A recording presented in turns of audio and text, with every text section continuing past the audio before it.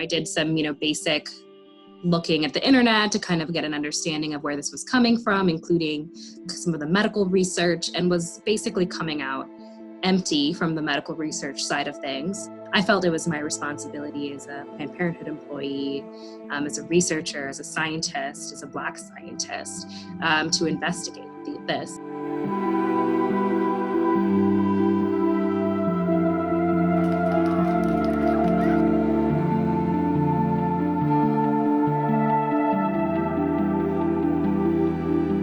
Trans men who have been what we call amenorrheic, which means they don't experience periods or menstruation because of testosterone use, and who would spontaneously bleed after tear gas exposure, sometimes for prolonged periods of time. And I think that was really shocking to me. I think that's where we get into questions of, is this just kind of some of the things that normally affect hormones like stress, or is this something different, which is what we're hoping to answer.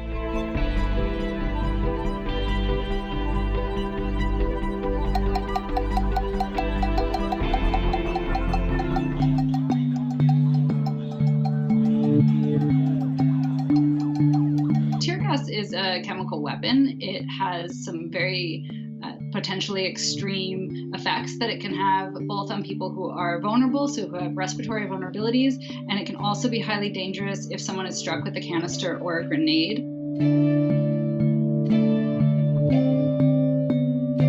So we currently have an international policy that says that tear gas should not be used as part of international warfare, but an exception is made for the use of what are called riot control agents by police forces for law enforcement. And so because we don't have regulation, we don't know how much of each different kind of chemical is in the device. And we also, it's very difficult to know how much someone has been exposed to in these kind of chaotic situations where police are firing multiple kinds of devices. So to calculate all of that and actually understand how someone is being affected is incredibly complex.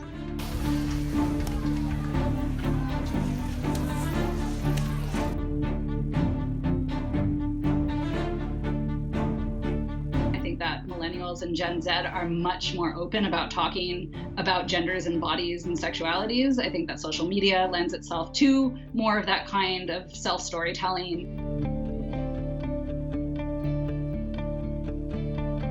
What does exist in military studies are lots and lots of trials, both on humans but more on animals. But how many men in the military are asking about trans people on hormones and the effects of tear gas on them? So because there's kind of no place for women's and trans health in a military R&D laboratory, this is not something that probably was on the agenda.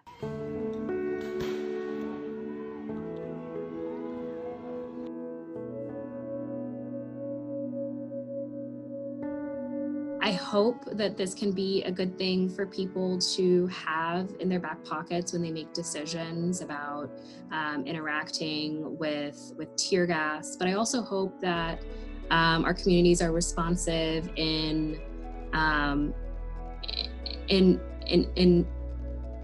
making decisions about when tear gas should be used.